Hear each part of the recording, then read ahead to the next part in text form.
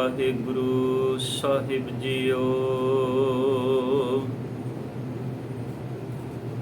ਮਨ ਚਾਉ ਪਿਆ ਪ੍ਰਭ ਆਗਮ ਸੁਣਿਆ, ਹਰ ਮੰਗਲ ਗਾਓ ਸਖੀ ਗ੍ਰਹਿ ਮੰਦਰ ਬਣਿਆ। ਹਰ ਗਾਓ ਮੰਗਲ ਨਿਤ ਸਖੀਏ, ਸੋਗ ਦੁਖ ਨਾ ਵਿਆਪੇ। ਗੁਰ ਚਰਨ ਲਾਗੇ ਦਿਨ ਸਬਾਗੇ, ਆਪਣਾ ਪਿਰ ਜਾਪੇ। ਅਨਹਦ ਬਾਣੀ ਗੁਰ ਸ਼ਬਦ ਜਾਣੀ, ਹਰ ਨਾਮ ਹਰ ਰਸ ਭੋਗੋ।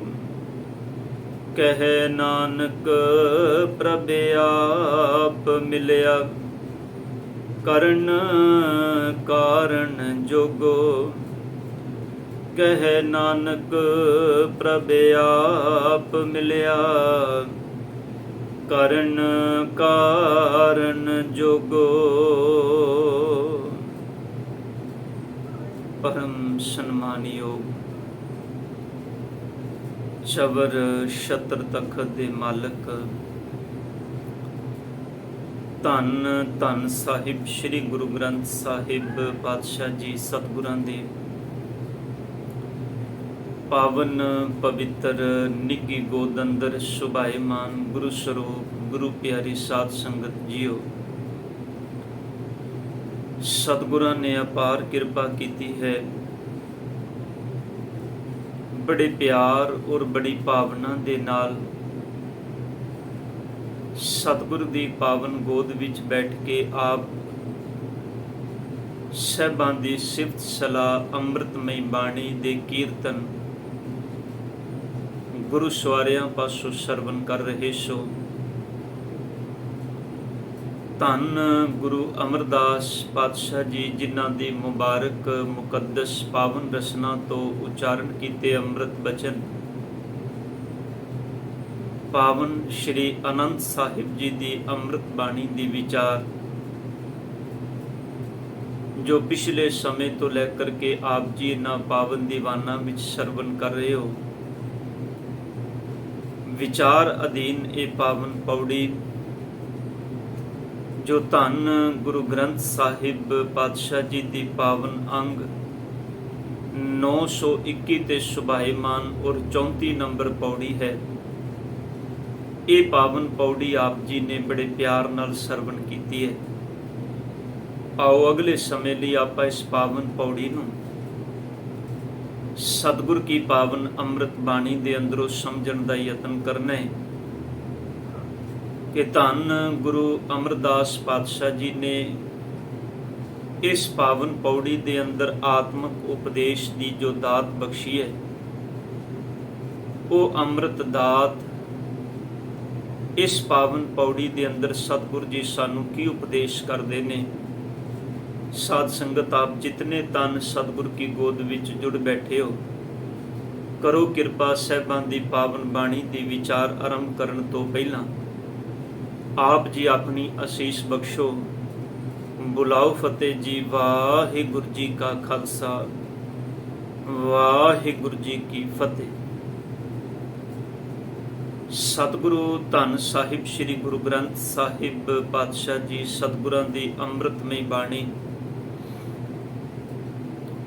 ਉਸ ਕਰਤੇ ਪ੍ਰਮਾਤਮਾ ਅਕਾਲ ਪੁਰਖ ਦੇ ਮਿਲਾਪ ਦਾ ਇੱਕ ਸਾਧਨ ਹੈ, ਇੱਕ ਜ਼ਰੀਆ ਹੈ। ਜਾਂ ਇਉਂ ਕਹਿ ਲੋ ਕਿ ਇਸ ਮਨੁੱਖਾ ਦੇਹੀ ਦੇ ਅੰਦਰ ਅੰਮ੍ਰਿਤਮਈ ਬਾਣੀ ਸਾਡੀ ਸਵੈ ਪੜਚੋਲ ਦੇ ਲਈ ਸਤਿਗੁਰ ਨੇ ਉਹ ਅੰਮ੍ਰਿਤ ਖਜ਼ਾਨਾ ਬਖਸ਼ਿਆ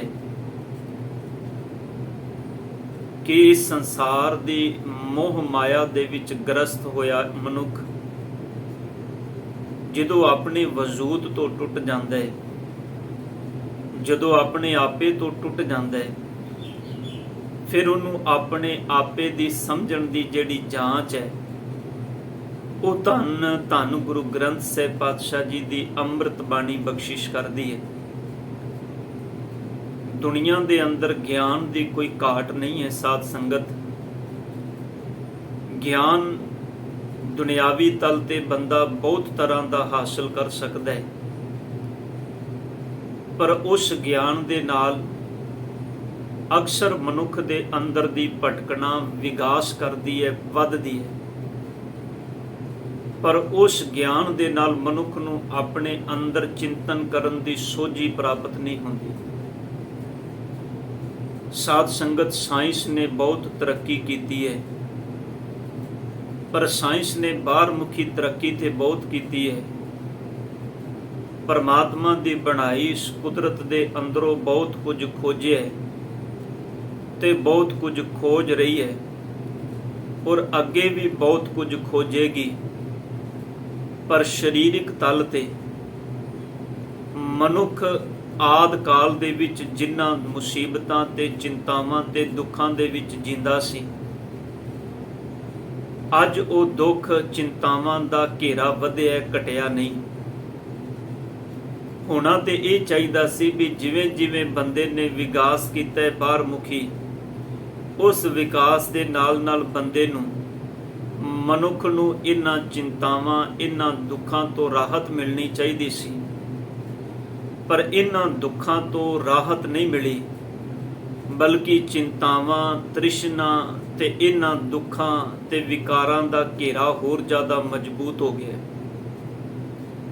ਧੰਨ ਗੁਰੂ ਨਾਨਕ ਪਾਤਸ਼ਾਹ ਜੀ ਨੇ ਕਿਰਪਾ ਕੀਤੀ ਹੈ। ਸਾਹਿਬ ਨੇ ਦੱਸਿਆ ਵੀ ਮਨੁੱਖ ਦੇ ਜੀਵਨ ਦੇ ਅੰਦਰ ਆਨੰਦ ਕਿਵੇਂ ਪੈਦਾ ਹੋਏਗਾ, ਵਿਕਾਸ ਕਿਵੇਂ ਪੈਦਾ ਹੋਏਗਾ। ਕਿਉਂਕਿ ਆਤਮਿਕ ਆਨੰਦ ਦੀ ਦਾਤ ਤੋਂ ਬਿਨਾਂ, ਆਤਮਿਕ ਆਨੰਦ ਤੋਂ ਬਿਨਾਂ ਬੰਦਾ ਇਸ ਜੀਵਨ ਦੇ ਅੰਦਰ ਕਦੀ ਵੀ ਖੁਸ਼ ਨਹੀਂ ਰਹਿ ਸਕਦਾ। ਜਾਂ ਇੰਜ ਕਹਿ ਲਓ ਵੀ ਇਹਨਾਂ ਚਿੰਤਾਵਾਂ, ਇਹਨਾਂ ਝੋਰਿਆਂ, ਇਹਨਾਂ ਦੁੱਖਾਂ ਤੇ ਕਲੇਸ਼ਾਂ ਤੇ ਵਿਕਾਰਾਂ ਤੋਂ ਮੁਕਤ ਨਹੀਂ ਹੋ ਸਕਦਾ। ਸਭ ਨੇ ਬਾਣੀ ਵਿੱਚ ਬੇਅੰਤ ਬਚਨ ਬਖਸ਼ਿਸ਼ ਕੀਤੇ ਨੇ, ਜਿੱਥੇ ਸਤਿਗੁਰ ਨੇ ਪਰਮਾਤਮਾ ਦੇ ਨਾਲ ਮਿਲਾਪ ਦੀ ਆਪਣੇ ਅੰਦਰ ਦੀ ਤਾਂਘ ਨੂੰ ਪ੍ਰਗਟ ਕੀਤਾ ਹੈ। ਦੇਖੋ, ਸਾਹਿਬਾਂ ਦੀ ਪਾਵਨ ਬਾਣੀ ਵਿੱਚੋਂ ਆਪ ਬਚਨ ਪੜ੍ਹਦੇ ਹੋ। ਸਭ ਕਹਿੰਦੇ ਨੇ, ਹਰ ਪੇਖਨ ਕੋ ਸਿਮਰਤ ਮਨ ਮੇਰਾ। ਮੇਰਾ ਜਿਹੜਾ ਇਹ ਮਨ ਹੈ, ਇਹ ਪਰਮਾਤਮਾ ਨੂੰ ਵੇਖਣ ਦੇ ਲਈ ਰੱਬ ਨੂੰ ਸਿਮਰਦਾ ਹੈ, ਰੱਬ ਨੂੰ ਚੇਤੇ ਕਰਦਾ ਹੈ ਕਿ ਕਿਤੇ ਰੱਬ ਜੀ ਨੂੰ ਸਿਮਰਦਿਆਂ, ਉਹਦੇ ਗੁਣਾਂ ਨੂੰ ਯਾਦ ਕਰਦਿਆਂ, ਉਹ ਮੇਰਾ ਕਰਤਾ, ਉਹ ਮੇਰਾ ਮਾਲਕ ਮੇਰੇ ਇਸ ਘਰ ਦੇ ਵਿੱਚ ਆ ਜਾਏ। ਆਸ ਪਿਆਸੀ ਚਿਤਵੋ ਦਿਨ ਰਹਿਣੀ, ਹੈ ਕੋਈ ਸੰਤ ਮਿਲਾਵੇ ਮੇਰਾ। ਮੇਰੇ ਅੰਦਰ ਬੜੀ ਆਸ ਹੈ, ਬੜੀ ਪਿਆਸ ਹੈ, ਕੋਈ ਇਹੋ ਜਿਹਾ ਰੱਬ ਦਾ ਪਿਆਰਾ ਹੈ ਜਿਹੜਾ ਮੈਨੂੰ ਮੇਰੇ ਮਾਲਕ ਅਕਾਲ ਪੁਰਖ ਦੇ ਚਰਨਾਂ ਦੇ ਨਾਲ ਜੋੜ ਦੇ। ਇੱਕ ਦੂਸਰਾ ਬਚਨ ਬਾਣੀ ਦੇ ਅੰਦਰੋਂ ਆਪ ਪੜ੍ਹਦੇ ਹੋ। ਸਭ ਕਹਿੰਦੇ ਨੇ, ਮਨ ਲੋਚੈ ਹਰ ਮਿਲਣ ਕੋ, ਕਿਉਂ ਦਰਸ਼ਨ ਪਾਈਆ। ਮੇਰਾ ਮਨ ਲੋਚਦਾ ਹੈ ਮੇਰੇ ਮਾਲਕ ਨੂੰ ਮਿਲਣ ਦੇ ਲਈ, ਪਰ ਸਤਿਗੁਰ ਜੀ ਉਹ ਕਿਹੜੀ ਜੁਗਤ ਹੈ, ਉਹ ਕਿਹੜਾ ਤਰੀਕਾ ਹੈ, ਉਹ ਕਿਹੜਾ ਢੰਗ ਹੈ ਜਿਹਦੇ ਨਾਲ ਮੈਂ ਆਪਣੇ ਮਾਲਕ ਕਰਤੇ ਦੇ ਦਰਸ਼ਨ ਪਾ ਲਵਾਂ। ਕਿਉਂਕਿ ਜਿਹੜੇ ਰੱਬ ਦੇ ਘਰ ਦੇ ਨਾਲ ਜੁੜੇ ਨੇ, ਪਰਮਾਤਮਾ ਨਾਲ ਜੁੜੇ ਨੇ, ਜਿਨ੍ਹਾਂ ਨੇ ਆਪਣੇ ਸਰੀਰ ਨੂੰ ਹਰਮੰਦਰ ਬਣਾਇਆ ਹੈ, ਉਹਨਾਂ ਦਾ ਜੀਵਨ ਇੰਨਾ ਵਿਕਾਸ ਵਾਲਾ ਤੇ ਇੰਨਾ ਖੁਸ਼ੀਆਂ ਨਾਲ, ਇੰਨਾ ਆਨੰਦ ਨਾਲ ਭਰਿਆ। ਉਹਨਾਂ ਵੱਲ ਵੇਖ ਕੇ ਧੰਨ ਗੁਰੂ ਅਮਰਦਾਸ ਪਾਤਸ਼ਾਹ ਕਹਿੰਦੇ ਨੇ, ਮੇਰੇ ਮਨ ਵਿੱਚ ਵੀ ਚਾਉ ਪੈਦਾ ਹੋਇਆ। ਔਰ ਇਹ ਆਸ ਕਿਵੇਂ ਪੂਰੀ ਹੋਏਗੀ? ਮਨ ਲੋਚੈ ਹਰ ਮਿਲਨ ਕੋ, ਕਿਉਂ ਦਰਸ਼ਨ ਪਾਈਆ। ਮੈਂ ਲੱਖ ਵਿੜਤੇ ਸਾਹਿਬਾ ਜੇ ਬਿੰਦ ਬੁਲਾਈਆ। ਇਹ ਮੇਰੇ ਸਤਿਗੁਰ ਜੀ, ਵਿੜਤੇ ਸ਼ਬਦ ਦੇ ਆਖਰੀ ਅਰਥ ਹੁੰਦੇ ਨੇ, ਮੈਂ ਕੀ ਖੱਟਾਂ, ਮੈਂ ਕੀ ਵਤਾਂ, ਕੀ ਪ੍ਰਾਪਤ ਕਰਾਂ। ਇਹ ਮੇਰੇ ਸਾਹਿਬ ਜੀ, ਜੇ ਕਿਤੇ ਤੂੰ ਮੈਨੂੰ ਇੱਕ ਨਿਮਕ ਮਾਤਰ ਵੀ ਆਪਣੇ ਕੋਲੋਂ ਬੁਲਾ ਲਵੇਂ, ਵੀ ਉਹ ਐਸਾ ਕਿਹੜਾ ਕਰਮ ਹੈ ਮੇਰੇ ਸਤਿਗੁਰ, ਜਿਸ ਕਰਮ ਨੂੰ ਮੈਂ ਕਰਾਂ ਤੇ ਉਸ ਕਰਮ ਨੂੰ ਕਰਨ ਤੋਂ ਬਾਅਦ ਮੇਰੇ ਮਨ ਵਿੱਚ ਇਹ ਆਸ ਵੱਜ ਜਾਏ ਵੀ ਹੁਣ ਮੈਂ ਤੇਰੇ ਦਰ ਤੇ ਕਬੂਲ ਹੋ ਜਾਵਾਂਗਾ। ਕੋਈ ਇੱਕ ਕਰਮ ਮੈਨੂੰ ਐਸਾ ਮਿਲ ਜਾਏ। ਤਾਂ ਹੀ ਸਤਿਗੁਰੂ ਜੀ ਕਹਿੰਦੇ ਨੇ, ਮੈਂ ਚਾਰੇ ਕੁੰਡਾਂ ਭਾਲੀਆਂ ਤੁਧ ਜੇਵੜ ਨਾ ਸਾਈਆਂ, ਮੈਂ ਦੱਸਿਓ ਮਾਰਗ ਸੰਤੋ ਕਿਉਂ ਪ੍ਰਭੂ ਮਿਲਾਈਆਂ।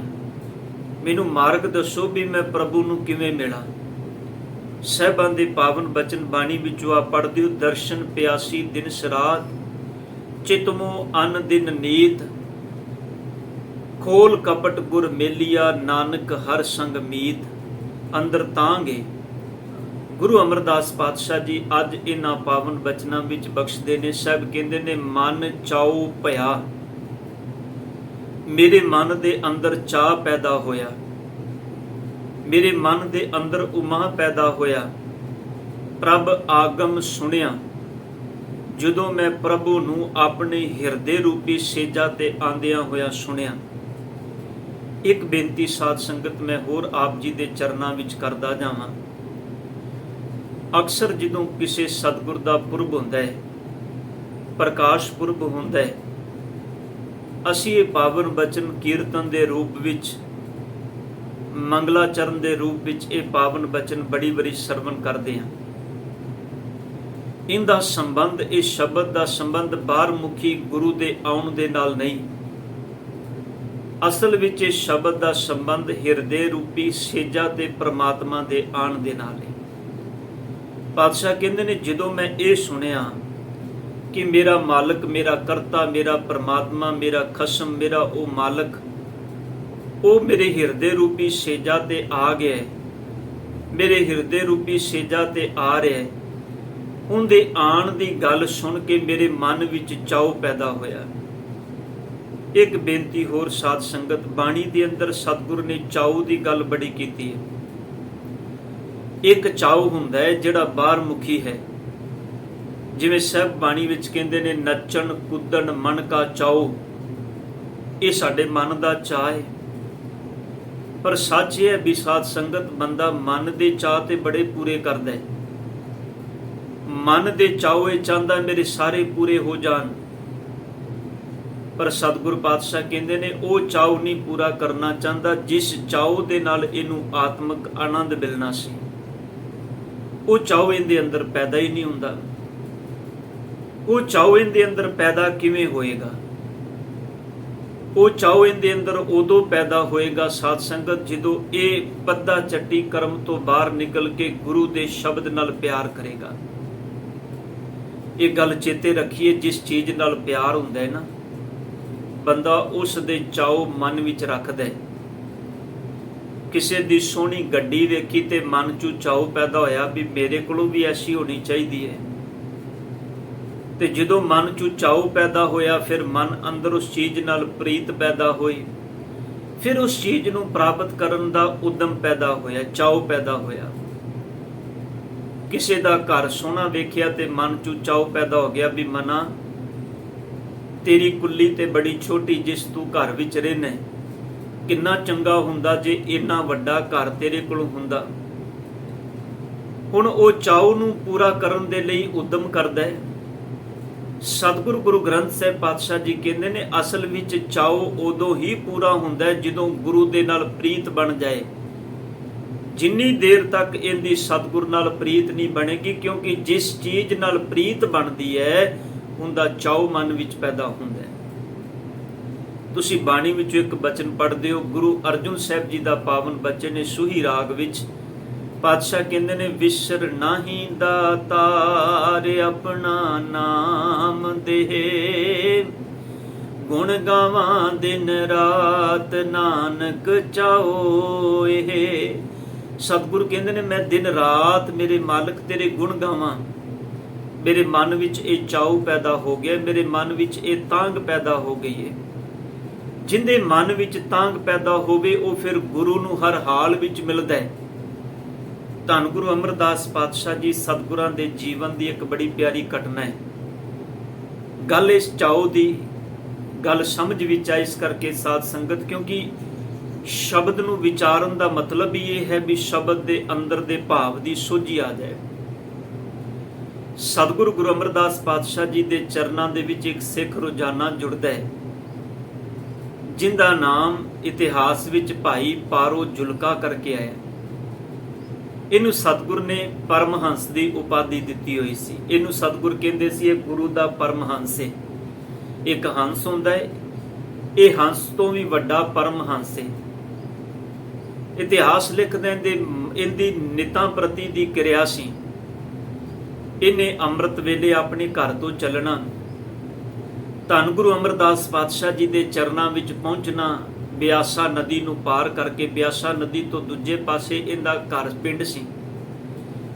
ਧੰਨ ਗੁਰੂ ਅਮਰਦਾਸ ਪਾਤਸ਼ਾਹ ਜੀ ਦੇ ਚਰਨਾਂ ਵਿੱਚ ਪਹੁੰਚ ਕੇ ਸੇਵਾ ਕਰਨੀ, ਗੁਰੂ ਦੇ ਦਰਸ਼ਨ ਦੀਦਾਰ ਕਰਨੇ, ਬਾਣੀ ਪੜ੍ਹਨੀ ਸੁਣਨੀ, ਇਹਦਾ ਨੇਮ ਬਣ ਗਿਆ।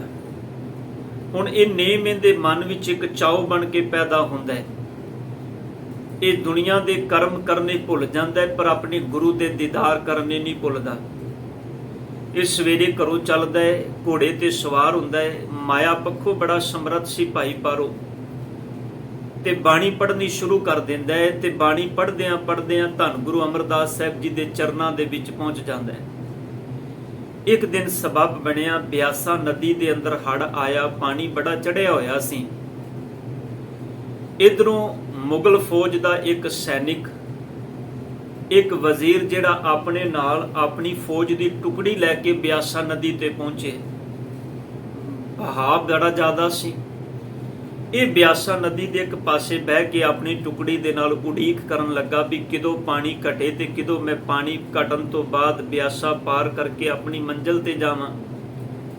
ਇਹ ਕੀ ਵੇਖਦਾ ਹੈ? ਭਾਈ ਪਾਰੋ ਜੁਲਕਾ, ਭਾਈ ਪਰਮਹੰਸ, ਇਹ ਘੋੜੇ ਤੇ ਸਵਾਰ ਹੋਇਆ ਹੈ, ਬਾਣੀ ਪੜ੍ਹਦਾ ਹੋਇਆ ਪਿਆਸਾ ਵੱਲ ਵੱਧਦਾ ਹੈ। ਇਸ ਪਿਆਰੇ ਨੇ, ਇਸ ਮੁਗਲ ਹਕੂਮਤ ਦੇ ਵਜ਼ੀਰ ਨੇ ਇਹਦੇ ਅੰਦਰ, ਕਿਉਂਕਿ ਸਾਰੇ ਇੱਕੋ ਵਰਗੇ ਨਹੀਂ ਹੁੰਦੇ ਸਾਧ ਸੰਗਤ, ਕਈਆਂ ਦੇ ਅੰਦਰ ਸੱਚ ਵਿੱਚ ਹਕੂਮਤ ਵਿੱਚ ਰਹਿੰਦਿਆਂ ਵੀ ਪਿਆਰ ਬੜਾ ਹੁੰਦਾ ਹੈ, ਸਰਕਾਰੇ ਦੁਬਾਰੇ ਨੌਕਰੀ ਕਰਦਿਆਂ ਵੀ ਗੁਰੂ ਪ੍ਰਤੀ, ਧਰਮ ਪ੍ਰਤੀ ਪਿਆਰ ਬੜਾ ਹੁੰਦਾ ਹੈ। ਭਾਈ ਸੁਬੇਗ ਸਿੰਘ ਜੀ ਉਹਨਾਂ ਗੁਰਸਿੱਖਾਂ ਵਿੱਚੋਂ ਇੱਕ ਸਨ ਜਿਨ੍ਹਾਂ ਦੀ ਸਰਕਾਰੇ ਦਰਬਾਰੇ ਬੜੀ ਚੱਲਦੀ ਸੀ। ਇਹਨਾਂ ਦੇ ਪੁੱਤਰ ਸੀ ਭਾਈ ਸਹਿਬਾਜ ਸਿੰਘ ਜੀ, ਜਿਨ੍ਹਾਂ ਦੇ ਕੋਲੋਂ ਭਾਈ ਸਹਿਬਾਜ ਸਿੰਘ ਜੀ ਵਿਦਿਆ ਪੜ੍ਹਦੇ ਸਨ। ਉਹ ਸੀ ਇੱਕ ਕਾਜੀ ਮੁਲਾਣਾ। ਉਹ ਇਹਦੀ ਸੁੰਦਰਤਾ ਤੋਂ, ਤਿੱਖਣ ਬੁੱਧੀ ਤੋਂ ਬੜਾ ਪ੍ਰਭਾਵਿਤ ਹੋਇਆ ਤੇ ਉਹਨੇ ਭਾਈ ਸਹਿਬਾਜ ਸਿੰਘ ਦੇ ਸਾਹਮਣੇ ਸ਼ਰਤ ਰੱਖੀ ਵੀ ਆ ਤੇ ਮੁਸਲਮਾਨ ਬਣ ਜਾ, ਮੇਰੀ ਧੀ ਦੇ ਨਾਲ ਵਿਆਹ ਕਰ ਲਾ, ਨਹੀਂ ਤੇ ਤੈਨੂੰ ਤੇਰੀਆਂ ਸਰਕਾਰੇ ਦਰਬਾਰੇ ਮੈਂ ਚੁਗਲੀਆਂ ਕਰਕੇ, ਤੇਰੀ ਗੱਲਬਾਤ ਕਰਕੇ ਮੈਂ ਤੈਨੂੰ ਮੌਤ ਦੀ ਸਜ਼ਾ ਦਿਵਾਵਾਂਗਾ। ਅੰਦਰ ਡਰ ਪੈਦਾ ਕੀਤਾ। ਭਾਈ ਸੁਬੇਗ ਸਿੰਘ ਦੀ ਸਰਕਾਰੇ ਦਰਬਾਰੇ ਬੜੀ ਚੱਲਦੀ ਸੀ, ਪਰ ਸੱਚ ਵਿੱਚ ਭਾਈ ਸਹਿਬਾਜ ਸਿੰਘ ਨੇ ਇਹ ਗੱਲ ਪ੍ਰਵਾਨ ਨਾ ਕੀਤੀ ਤੇ ਭਾਈ ਸਹਿਬਾਜ ਸਿੰਘ ਦੇ ਨਾਲ ਨਾਲ ਭਾਈ ਸੁਬੇਗ ਸਿੰਘ ਜੀ ਨੂੰ ਵੀ ਚਰਖੜੀ ਤੇ ਚੜਾਇਆ ਗਿਆ। ਮੈਂ ਇਸ ਕਰਕੇ ਬੇਨਤੀ ਕੀਤੀ ਵੀ ਹਰ ਇੱਕ ਬੰਦਾ ਇੱਕੋ ਵਰਗਾ ਨਹੀਂ ਹੁੰਦਾ। ਇਹ ਸੀ ਭਾਈ, ਇਹਦਾ ਨਾਮ ਇਤਿਹਾਸ ਵਿੱਚ ਆਇਆ ਏ ਭਾਈ ਅੱਲਾ ਯਾਰ। ਭਾਈ ਅੱਲਾ ਯਾਰ ਖਾਂ ਕਰਕੇ ਵੀ ਇਹਨੂੰ ਕਹਿੰਦੇ ਸਨ। ਹੁਣ ਇਹ ਜਦੋਂ ਸਤਿਗੁਰ ਕੇ ਚਰਨਾਂ ਦੇ ਵਿੱਚ ਇਹ ਭਾਈ ਉਸ ਗੁਰਸਿੱਖ ਨੂੰ, ਭਾਈ ਪਾਰੋ ਜੁਲਕਾ ਨੂੰ ਵੇਖਦੇ ਨੇ ਵੀ ਇਹ ਨਦੀ ਪਾਰ ਕਰਨ ਲੱਗਾ, ਬਿਆਸਾ ਪਾਰ ਕਰਨ ਲੱਗਾ ਹੈ। ਮਨ 'ਚੋਂ ਆਵਾਜ਼ ਖਿਆਲ ਆਇਆ ਵੀ ਪਾਣੀ ਅੰਦਰ ਜਾਏਗਾ, ਘੋੜੇ ਸਮੇਤ ਡੁੱਬ ਜਾਏਗਾ, ਆਵਾਜ਼ ਮਾਰਦਾ ਹੈ। ਪਰ ਵੇਖਦਿਆਂ ਭਾਈ ਪਾਰੋ ਜੁਲਕਾ ਜੀ ਆਪਣੇ ਘੋੜੇ ਸਮੇਤ ਬਿਆਸਾ ਦੇ ਅੰਦਰ ਜਾਂਦੇ ਨੇ। ਇਹਦੇ ਵੇਖਦਿਆਂ ਬਿਆਸਾ ਪਾਰ ਵੀ ਕਰ ਜਾਂਦੇ ਨੇ। ਸਮਾਂ ਲੰਘਦਾ ਹੈ, ਸ਼ਾਮ ਢਲਦੀ ਏ। ਇਹ ਭਾਈ ਪਾਰੋ ਜੁਲਕਾ ਨੂੰ ਵੇਖਦੇ ਨੇ, ਫਿਰ ਘੋੜੇ ਤੇ ਚੜ੍ਹ ਕੇ ਵਾਪਸ ਆਇਆ ਹੈ। ਪਰ ਇਹ ਉੱਥੇ ਹੀ ਖੜਾ ਹੋਇਆ, ਪੁੱਛਦਾ ਹੈ ਭਾਈ ਪਾਰੋ ਜੁਲਕਾ ਨੂੰ ਵੀ ਭਾਈ ਪਾਰੋ, ਤੂੰ ਇਸ ਬਿਆਸਾ ਨੂੰ ਪਾਰ ਕਰਕੇ ਪਰਲੇ ਪਾਸੇ ਗਿਆ ਹੈ, ਅਸੀਂ ਸਵੇਰ ਦੇ ਇੱਥੇ ਬੈਠੇ ਉਡੀਕ ਕਰਨੇ ਪਏ, ਪਾਣੀ ਕਿਦੋਂ ਘਟੇ, ਕਿਦੋਂ ਅਸੀਂ ਇਸ ਨੂੰ ਪਾਰ ਕਰਕੇ ਆਪਣੀ ਮੰਜ਼ਿਲ ਤੇ ਪਹੁੰਚੀਏ। ਪਰ ਤੇਰੇ ਅੰਦਰ ਖੌਫ ਨਹੀਂ ਸੀ, ਡਰ ਨਹੀਂ ਸੀ। ਭਾਈ ਪਾਰੋ ਨੇ ਇੱਕ ਗੱਲ ਬੜੀ ਪਿਆਰੀ ਕਹੀ, ਕਹਿਣ ਲੱਗੇ ਪਿਆਰਿਆ, ਸੱਚ ਹੈ ਜਿੰਦੇ ਅੰਦਰ ਗੁਰੂ ਨੂੰ ਮਿਲਣ ਦਾ ਚਾਹ ਹੋਵੇ, ਜਿਹੜਾ ਗੁਰੂ ਦੀ ਬਾਣੀ ਦਾ ਓਟ ਆਸਰਾ ਲੈ ਲੈਂਦਾ ਹੈ, ਦੁਨਿਆਵੀ ਕੋਈ ਵੀ ਚੀਜ਼ ਜਿਹੜੀ ਹੈ ਉਹ ਭਾਵੇਂ ਕਿੰਨੀ ਉਫਾਨ ਤੇ ਕਿਉਂ ਨਾ ਹੋਵੇ, ਉਸ ਗੁਰਸਿੱਖ ਪਿਆਰੇ ਦਾ ਰਾਹ ਨਹੀਂ ਰੋਕ ਸਕਦੀ। ਤਾਂ ਹੀ ਸਤਿਗੁਰ ਨੇ ਬਾਣੀ ਵਿੱਚ ਵੀ ਬਚਨ ਕਹੇ ਨੇ। ਪਾਤਸ਼ਾਹ ਜੀ ਕਹਿੰਦੇ ਨੇ, ਸਮੁੰਦ ਸਾਗਰ ਹੋਵੇ ਬਹੁ ਖਾਰਾ, ਗੁਰ ਸਿੱਖ ਲੰਘ ਗੁਰੂ ਪਹਿ ਜਾਏ। ਗੁਰੂ ਦਾ ਸਿੱਖ ਆਪਣੇ ਗੁਰੂ ਨਾਲੋਂ ਵਿਛੋੜਾ ਬਰਦਾਸ਼ਤ ਨਹੀਂ ਕਰਦਾ। ਉਹ ਆਪਣੇ ਸਤਿਗੁਰ ਦੇ ਦੀਦਾਰ ਕਰਨ ਲਈ ਵੱਡੀਆਂ ਵੱਡੀਆਂ ਮੁਸੀਬਤਾਂ ਵੀ ਪਾਰ ਕਰ ਜਾਂਦਾ ਹੈ, ਕਿਉਂਕਿ ਉਹਦੇ ਮਨ ਵਿੱਚ ਚਾਅ ਹੈ। ਅੱਜ ਗੁਰੂ ਅਮਰਦਾਸ ਪਾਤਸ਼ਾਹ ਕਹਿੰਦੇ ਨੇ, ਮਨ ਚਾਉ ਪਿਆ ਪ੍ਰਭ ਆਗਮ ਸੁਣਿਆ। ਮੇਰੇ ਮਨ ਵਿੱਚ ਚਾਉ ਪੈਦਾ ਹੋਇਆ ਜਦੋਂ ਮੈਂ ਇਹ ਸੁਣਿਆ ਵੀ ਮੇਰਾ ਮਾਲਕ, ਮੇਰਾ ਕਰਤਾ, ਮੇਰਾ ਪ੍ਰਮਾਤਮਾ ਉਹ ਮੇਰੇ ਹਿਰਦੇ ਰੂਪੀ ਸੇਜਾ ਤੇ ਆ ਗਿਆ। ਹਰ ਮੰਗਲ ਗਾਓ ਸਖੀ। ਸਖੀ ਇੱਥੇ ਸੰਬੋਧਕੀ ਸ਼ਬਦ ਹੈ। ਸਖੀ ਖਾਸ ਕਰਕੇ ਜਦੋਂ ਦੋ ਔਰਤਾਂ, ਦੋ ਬੱਚੀਆਂ ਆਪਸ ਵਿੱਚ ਮਿਲਦੀਆਂ ਨੇ, ਜਿਵੇਂ ਕੋਈ ਬੱਚਾ ਆਪਣੇ ਮਿੱਤਰ ਦੇ ਨਾਲ ਮਿਲੇ ਤੇ ਉਹ ਆਪਣੇ ਮਿੱਤਰ ਨੂੰ ਸੰਬੋਧਨ ਕਰਦਾ ਹੈ ਮਿੱਤਰ ਕਹਿ ਕੇ, ਦੋਸਤ ਕਹਿ ਕੇ। ਇਸੇ ਤਰ੍ਹਾਂ ਬੱਚੀਆਂ ਦੀ ਆਪਸ ਵਿੱਚ ਮਿੱਤਰਤਾ ਦੇ ਵਿੱਚ ਉਹ ਇੱਕ ਦੂਜੇ ਨੂੰ ਸਖੀ ਕਹਿੰਦੀਆਂ ਨੇ। ਧੰਨ ਗੁਰੂ ਗ੍ਰੰਥ ਸਾਹਿਬ ਪਾਤਸ਼ਾਹ ਜੀ ਦੇ ਅੰਦਰ ਇਹ ਬਚਨ ਨੇ, ਇਸ ਜਗ ਮੈਂ ਪੁਰਖ ਏਕ ਹੈ ਹੋਰ ਸਗਲੀ ਨਾਰ ਸਬਾਈ। ਆਪਾਂ ਜਿੰਨੇ ਜੀਵ ਹਾਂ ਸਤਿਗੁਰੂ ਉਸ ਪਰਮਾਤਮਾ ਅਕਾਲ ਪੁਰਖ ਦੀਆਂ ਔਰਤਾਂ ਹਾਂ, ਜੀਵ ਇਸਤਰੀਆਂ ਹਾਂ। ਇਸ ਕਰਕੇ ਗੁਰਬਾਣੀ ਜਿੰਨੀ ਵੀ ਸੰਬੋਧਨ ਰੂਪ ਵਿੱਚ ਹੈ ਉਹ ਜੀਵ ਇਸਤਰੀ ਸੰਬੋਧਨ ਰੂਪ ਵਿੱਚ ਹੈ। ਧੰਨ ਗੁਰੂ ਅਮਰਦਾਸ ਪਾਤਸ਼ਾਹ ਜੀ ਨੇ ਤੇ ਸ਼ਬਦ ਵਰਤਿਆ ਸਖੀ। ਇਹ ਸੰਬੋਧਕੀ ਸ਼ਬਦ ਹੈ, ਹੇ ਸਖੀ। ਤੇ ਇੱਥੇ ਸਖੀ ਦਾ ਭਾਵ ਬਾਹਰ ਮੁਖੀ ਸਖੀ ਨਹੀਂ, ਇੱਥੇ ਸਤਿਗੁਰ ਆਪਣੀ ਜਿੰਦ ਨੂੰ ਸੰਬੋਧਨ ਕਰਕੇ ਕਹਿੰਦੇ ਨੇ, ਹੇ ਮੇਰੀ ਜਿੰਦੇ ਇੱਕ ਗੱਲ ਚੇਤੇ ਰੱਖ, ਹਰ ਮੰਗਲ ਗਾਓ ਸਖੀ। ਤੂੰ ਪ੍ਰਮਾਤਮਾ ਦੇ ਮੰਗਲ ਗਾ, ਰੱਬ ਦੇ ਗੀਤ ਗਾ, ਰੱਬ ਦੀ ਬਾਣੀ ਨੂੰ ਗਾ। ਗ੍ਰਹਿ ਮੰਦਰ ਬਣਿਆ, ਵੇਖ ਤੇਰਾ ਇਹ ਜਿਹੜਾ ਘਰ ਹੈ ਇਹ ਮੰਦਰ ਬਣ ਜਾਏਗਾ, ਇਹ ਗੁਰੂ ਦੇ ਰਹਿਣ ਦੀ ਥਾਂ ਬਣ ਜਾਏਗਾ, ਇਹ ਸ਼ੋਭਨੀਕ ਹੋ ਜਾਏਗਾ। ਇੱਕ ਗੱਲ ਚੇਤੇ ਰੱਖੀਏ ਸਾਧ ਸੰਗਤ, ਮੰਦਰ ਸ਼ਬਦ ਦਾ ਭਾਵ ਇੱਥੇ ਸ਼ੋਭਨੀਕ ਥਾਂ ਹੈ ਜਿੱਥੇ ਗੁਰੂ ਵਸ ਜਾਏ। ਆਪਾਂ ਧੰਨ ਗੁਰੂ ਗ੍ਰੰਥ ਸਾਹਿਬ ਪਾਤਸ਼ਾਹ ਜੀ ਦੀ ਗੋਦ ਵਿੱਚ ਆਏ ਹਾਂ ਤੇ ਅਸੀਂ ਇਹਨੂੰ ਗੁਰੂ ਘਰ ਦੇ ਵਿੱਚ ਅਸੀਂ ਕਹਿੰਦੇ ਮੈਂ ਗੁਰਦੁਆਰੇ ਆਇਆ। ਧੰਨ ਗੁਰੂ ਅਮਰਦਾਸ ਪਾਤਸ਼ਾਹ ਕਹਿੰਦੇ ਨੇ, ਜਦੋਂ ਪ੍ਰਮਾਤਮਾ ਦੇ ਗੀਤ ਗਾਏਂਗੀ, ਹੇ ਮੇਰੀਏ ਜਿੰਦੇ ਤੇਰਾ ਘਰ ਗੁਰੂ ਦਾ ਦਰ ਬਣ ਜਾਏਗਾ। ਤੇਰੇ ਇਸ ਹਿਰਦੇ ਘਰ ਵਿੱਚ ਪ੍ਰਮਾਤਮਾ ਸਦਾ ਲਈ ਵਸ ਜਾਏਗਾ। ਤਾਂ ਹੀ ਪਾਤਸ਼ਾਹ ਕਹਿੰਦੇ ਨੇ, ਨਸ ਵੰਜੋ ਕਿਲ ਵਿਖੋ ਕਰਤਾ ਘਰ ਆਇਆ। ਹੇ ਕਿਲ ਵਿਖੋ, ਮੇਰੇ ਇਸ ਹਿਰਦੇ ਘਰ ਵਿੱਚੋਂ ਭੱਜ ਜਾਓ, ਕਿਉਂਕਿ ਇਸ ਘਰ ਦਾ ਮਾਲਕ ਕਰਤਾ ਪ੍ਰਮਾਤਮਾ ਰੱਬ ਜੀ ਇਸ ਘਰ ਦੇ ਵਿੱਚ ਆ ਗਿਆ। ਉਹ ਮੇਰਾ ਮਾਲਕ ਇਸ ਘਰ ਵਿੱਚ ਆ ਗਿਆ ਹੈ। ਤੇ ਮੇਰੇ ਸਤਿਗੁਰ ਕਹਿੰਦੇ ਨੇ, ਇਹ ਤਨ ਮਨ ਤੇਰਾ ਸਭ ਗੁਣ ਤੇਰੇ, ਖੰਨੀਏ ਮੰਜਾਂ ਦਰਸ਼ਨ ਤੇਰੇ। ਦਰਸ਼ਨ ਤੇਰੇ ਸੁਣ ਪ੍ਰਭ ਮੇਰੇ, ਨਿਮਖ ਦ੍ਰਿਸ਼ਟ ਪੇਖ ਜੀਵਾਂ। ਅੰਮ੍ਰਿਤ ਨਾਮ ਸੁਣੀ ਜੈ ਤੇਰਾ, ਕਿਰਪਾ ਕਰੈ ਤਾਂ ਪੀਵਾਂ। ਹੇ ਹੁਣ ਸਤਿਗੁਰ ਦੀ ਕਿਰਪਾ ਹੋ ਗਈ। ਗੁਰੂ ਅਮਰਦਾਸ ਪਾਤਸ਼ਾਹ ਕਹਿੰਦੇ ਨੇ, ਮੇਰੇ ਮਾਲਕ ਜਦੋਂ ਮੇਰਾ ਕਰਤਾ ਘਰ ਵਿੱਚ ਆਇਆ, ਹੇ ਮੇਰੀਏ ਜਿੰਦੇ ਹੁਣ ਪ੍ਰਮਾਤਮਾ ਦੇ ਗੀਤ ਗਾ, ਰੱਬ ਦੀ ਵਡਿਆਈ ਕਰ, ਰੱਬ ਜੀ ਦੇ ਗੁਣ ਗਾ। ਹਰ ਗਾਓ ਮੰਗਲ ਨਿਤ ਸਖੀਏ। ਹੇ ਮੇਰੀਏ ਜਿੰਦੇ ਨਿਤਾਂ ਪ੍ਰਤੀ ਆਪਣੇ ਸਤਿਗੁਰ ਦੇ ਸੋਹਣੇ ਗੀਤ ਗਾ, ਉਹਦੀ ਵਡਿਆਈ ਕਰ, ਉਹਦੀ ਬਾਣੀ ਉਹਦੀ ਉਸਤਤ ਕਰ। ਸੋਗ ਦੁੱਖ ਨਾ ਵਿਆਪੇ, ਕਿਉਂਕਿ ਜਦੋਂ ਤੂੰ ਉਹਦੇ ਗੀਤ ਗਾਏਂਗੀ, ਹੇ ਮੇਰੀਏ ਜਿੰਦੇ ਜਦੋਂ ਉਹਦੇ ਗੁਣਾਂ ਨਾਲ ਜੁੜੇਂਗੀ, ਫਿਰ ਕੋਈ ਸੋਗ ਕੋਈ ਦੁੱਖ ਤੈਨੂੰ ਵਿਆਪੇਗਾ ਨਹੀਂ। ਕਿਉਂਕਿ ਸੋਗ ਦੁੱਖ ਓਨੀ ਦੇਰ ਤੱਕ ਇਹ ਸਾਧ ਸੰਗਤ ਜੀ ਜਿੰਨੀ ਦੇਰ ਤੱਕ ਪ੍ਰਮਾਤਮਾ ਘਰ ਵਿੱਚ ਨਹੀਂ ਆਇਆ। ਅਸੀਂ ਸੰਸਾਰ ਦੇ ਦੁੱਖਾਂ ਦੇ ਵਿੱਚ ਜਦੋਂ ਵੀ ਪ੍ਰਵਿਰਤ ਹੁੰਨੇ ਆ, ਉਹਨਾਂ ਦੁੱਖਾਂ ਦੀ ਪ੍ਰਵਿਰਤੀ ਦੇ ਵਿੱਚੋਂ ਨਿਰਵਿਰਤ ਹੋਣ ਲਈ ਅਸੀਂ ਸਤਿਗੁਰ ਦੇ ਦਰ ਤੇ ਆਨੇ ਆ। ਅਸੀਂ ਗੁਰੂ ਦੇ ਚਰਨਾਂ ਵਿੱਚ ਅਰਜ਼ੋਈ ਕਰਨੇ ਆ, ਅਰਦਾਸ ਕਰਨੇ ਆ। ਬੜੇ ਐਸੇ ਗੁਰਸਿੱਖ ਨੇ ਜਿਹੜੇ ਕਹਿੰਦੇ ਨੇ, ਮੈਂ ਜਦੋਂ ਗੁਰੂ ਦੇ ਦਰ ਤੇ ਜਾਣਾ ਨਾ, ਸੱਚ ਵਿੱਚ ਮੈਨੂੰ ਮੇਰੇ ਸਾਰੇ ਦੁੱਖ ਭੁੱਲ ਜਾਂਦੇ ਨੇ। ਧੰਨ ਗੁਰੂ ਅਮਰਦਾਸ ਪਾਤਸ਼ਾਹ ਜੀ ਕਹਿੰਦੇ ਨੇ, ਹੇ ਮੇਰੀਏ ਜਿੰਦੇ ਤੂੰ ਕਰਤੇ ਦੇ ਗੁਣ ਗਾਇਆ ਕਰ, ਤੂੰ ਰੱਬ ਦੀ ਵਡਿਆਈ ਕਰਿਆ ਕਰ। ਵੇਖ ਜਿੱਦਨ ਕਰਤਾ ਇਸ ਹਿਰਦੇ ਘਰ ਵਿੱਚ ਆ ਗਿਆ, ਉਸ ਦਿਨ ਤੈਨੂੰ ਕੋਈ ਦੁੱਖ ਕੋਈ ਕਲੇਸ਼ ਕੋਈ ਪੀੜਾ ਵਿਆਪੇਗੀ ਨਹੀਂ। ਸਤਿਗੁਰ ਕਹਿੰਦੇ ਨੇ ਇਹ ਤਾਂ ਵਿਆਪਦੀ ਹੈ ਕਿਉਂਕਿ ਕਰਤਾ ਘਰ ਵਿੱਚ ਨਹੀਂ।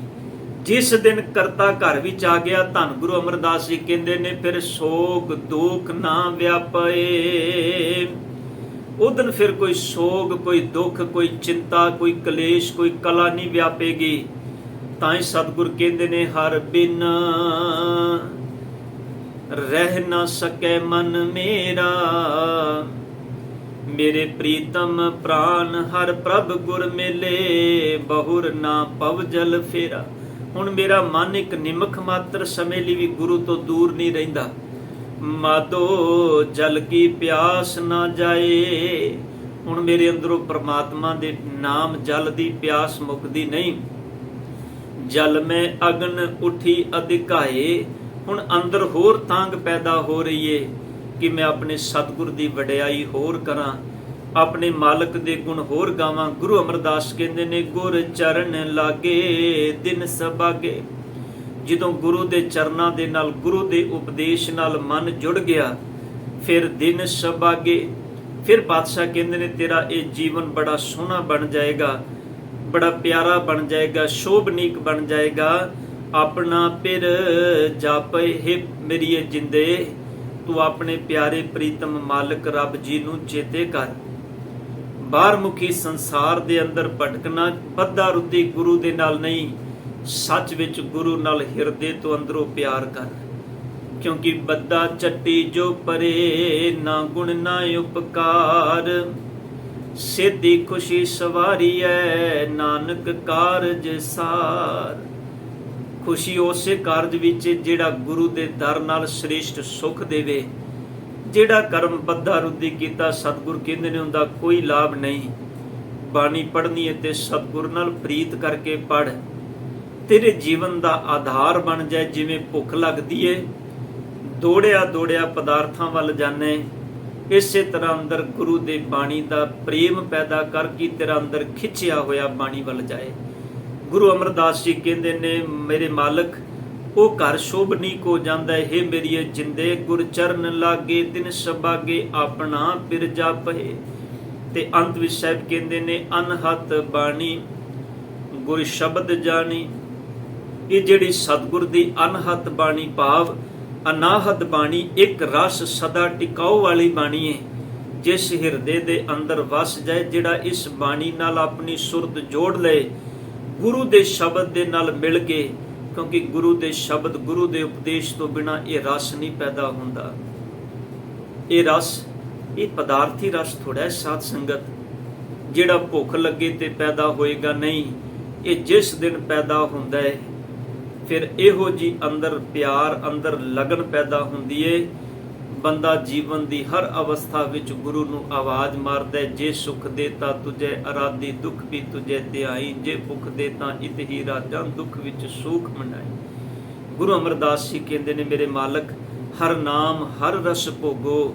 ਹੇ ਮੇਰੀਏ ਜਿੰਦੇ ਪਰਮਾਤਮਾ ਦੇ ਨਾਮ ਰਸ ਦਾ ਆਹਾਰ ਕਰ, ਨਾਮ ਰਸ ਨਾਲ ਆਪਣੇ ਆਪ ਨੂੰ ਜੋੜ। ਕਹੇ ਨਾਨਕ ਪ੍ਰਭ ਆਪ ਮਿਲਿਆ। ਹੈ ਨਾਨਕ ਜੀ, ਜਿਨ੍ਹਾਂ ਨੂੰ ਮੇਰਾ ਉਹ ਕਰਤਾ ਪਰਮਾਤਮਾ ਆਪ ਆ ਕੇ ਮਿਲ ਜਾਂਦਾ ਹੈ। ਸਾਧ ਸੰਗਤ ਗੁਰੂ ਅਮਰਦਾਸ ਪਾਤਸ਼ਾਹ ਕਹਿੰਦੇ ਨੇ ਕਰਨ ਕਾਰਨ ਜੋਗੋ, ਉਹ ਮਾਲਕ ਜਿਹੜਾ ਕਰਨ ਤੇ ਕਾਰਨ ਦੇ ਸਮਰੱਥ ਹੈ। ਇਹ ਜੁਗਤਾਂ ਮਾਲਕ ਆਪ ਬਣਾਉਂਦਾ ਹੈ। ਮੇਰੇ ਤੁਹਾਡੇ ਵੱਸ ਦੀ ਗੱਲ ਨਹੀਂ ਸਾਧ ਸੰਗਤ ਅਸੀਂ ਪਹੁੰਚ ਸਕੀਏ। ਅਸੀਂ ਤੇ ਗੁਰੂ ਦੇ ਸ਼ਬਦ ਨੂੰ ਟੇਕ ਲੈਣੀ ਹੈ, ਬਾਣੀ ਪੜ੍ਹਨੀ ਹੈ, ਤੇ ਬਾਣੀ ਪੜ੍ਹਦਿਆਂ ਬਾਣੀ ਪ੍ਰਤੀ ਆਪਣੇ ਮਨ ਵਿੱਚ ਚਾਉ ਪੈਦਾ ਕਰਨਾ ਹੈ। ਜਿਦਨ ਅੰਦਰ ਚਾਉ ਪੈਦਾ ਹੋ ਗਿਆ, ਮੇਰੇ ਮਾਲਕ ਨੇ ਉਸ ਦਿਨ ਸਾਨੂੰ ਆਪਣੀ ਗਲਵਕੜੀ ਵਿੱਚ ਲੈ ਲੈਣਾ ਹੈ। ਇਹ ਉਨੀ ਦੇਰ ਤੱਕ ਨਹੀਂ, ਕਿਉਂਕਿ ਸੱਚ ਇਹ ਦੁਨਿਆਵੀ ਨਿਯਮ ਹੈ। ਪਾਤਸ਼ਾਹ ਕਹਿੰਦੇ ਨੇ ਕਿਰਤ ਕਰਮ ਕੇ ਵਿਛੜੇ ਕਰ ਕਿਰਪਾ ਮੇਲੋ ਰਾਮ, ਚਾਰ ਕੁੰਟ ਦੇ ਦਿਸ ਭ੍ਰਮੇ ਥਕ ਆਏ ਪ੍ਰਭ ਕੀ ਸ਼ਾਮ, ਤੇਨ ਦੁਧੈ ਤੇ ਬਾਹਰੀ ਕਿਤੇ ਨਾ ਆਵੇ ਕਾਮ। ਸੱਚ ਵਿੱਚ ਜਿਹੜੀ ਗਾਂ ਦੁੱਧ ਨਾ ਦੇਵੇ, ਮਾਲਕ ਉਹਨੂੰ ਘਰ ਵਿੱਚ ਨਹੀਂ ਰੱਖਦਾ। ਸਤਿਗੁਰੂ ਗੁਰੂ ਗ੍ਰੰਥ ਸਾਹਿਬ ਪਾਤਸ਼ਾਹ ਕਹਿੰਦੇ ਨੇ ਤੂੰ ਆਪਣੇ ਅੰਦਰ ਚਾਉ ਪੈਦਾ ਕਰ। ਜਿਦਨ ਤੇਰੇ ਅੰਦਰ ਚਾਉ ਪੈਦਾ ਹੋ ਗਿਆ, ਉਦਨ ਗੁਰੂ ਤੈਨੂੰ ਆਪਣੇ ਅੰਦਰ ਥਾਂ ਦੇਗਾ, ਚਾਉ ਤੋਂ ਬਿਨਾ ਨਹੀਂ।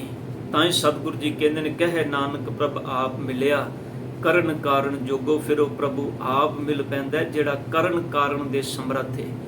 ਫਿਰ ਕਿਸੇ ਦੇ ਚਰਨਾਂ ਵਿੱਚ ਜੋਦੜੀਆਂ ਫਰਿਆਦਾਂ ਬਾਰਮੁਖੀ ਨਹੀਂ ਕਰਨੀਆਂ ਪੈਂਦੀਆਂ, ਫਿਰ ਤੇ ਅੰਦਰ ਦੀ ਐਸੀ ਤਾਂਘ ਬਣ ਜਾਂਦੀ ਏ, ਜਿਹਨੂੰ ਮੇਰੇ ਸਾਹਿਬ ਦੀ ਪਾਵਨ ਬਾਣੀ ਕਹਿੰਦੀ ਹੈ ਕਿ ਮੇਰੇ ਮਾਲਕ ਜੀ, ਇੱਕ ਘੜੀ ਦਿਨਸ ਮੋਕੋ ਬਹੁਤ ਦਿਹਾਰੇ, ਮਨ ਨਾ ਰਹਿ ਕੈਸੇ ਮਿਲੋ ਪਿਆਰੇ। ਇੱਕ ਪਲ ਦਿਨਸ ਮੋਕੋ ਕਬਹੂ ਨਾ ਬਿਹਾਵੈ, ਦਰਸ਼ਨ ਕੀ ਮਨ ਆਸ, ਕਨੇਰੀ ਕੋਈ ਐਸਾ ਸੰਤ ਮੋਕੋ ਬਿਰਹਿ ਮਿਲਾਵੇ। ਸਤਿਗੁਰ ਮੇਰੇ ਅੰਦਰ ਤਾਂਗੇ, ਕੋਈ ਤੇਰਾ ਪਿਆਰਾ ਮਿਲ ਜਾਏ, ਕੋਈ ਜਨ ਹਰਸ਼ੋਂ ਦੇਵੈ ਜੋਰ, ਚਰਨ ਗਹੋਂ ਬਕੋਂ ਸੁਬਰਸਨਾ ਦੀਜੈ ਪ੍ਰਾਨ ਅਗੋਰ, ਮਿਲ ਰਾਮ ਪਿਆਰੇ ਤਾਂ ਤੁਮ ਬਿਨ ਧੀਰਜ ਕੋ ਨਾ ਕਰੇ। ਮੇਰੇ ਸਤਿਗੁਰੂ ਮੈਨੂੰ ਮਿਲ, ਤੇਰੇ ਤੋਂ ਬਿਨਾ ਇਹ ਧੀਰਜ ਨਹੀਂ।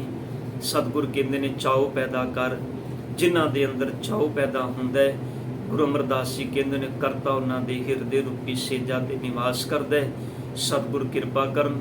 ਗੁਰੂ ਅਮਰਦਾਸ ਪਾਤਸ਼ਾਹ ਜੀ ਆਪਣੇ ਨਾਮਰਤ ਬਚਨਾਂ ਨੂੰ ਸਮਝਣ ਦੀ ਦਾਤ ਆਪਣੇ ਚਰਨਾਂ ਵਿੱਚੋਂ ਬਖਸ਼ ਦੇਣ। ਹੋਈਆਂ ਗਲਤੀਆਂ ਬਖਸ਼ ਲੈਣੀਆਂ ਜੀ। ਵਾਹਿਗੁਰੂ ਜੀ ਕਾ ਖਾਲਸਾ, ਵਾਹਿਗੁਰੂ ਜੀ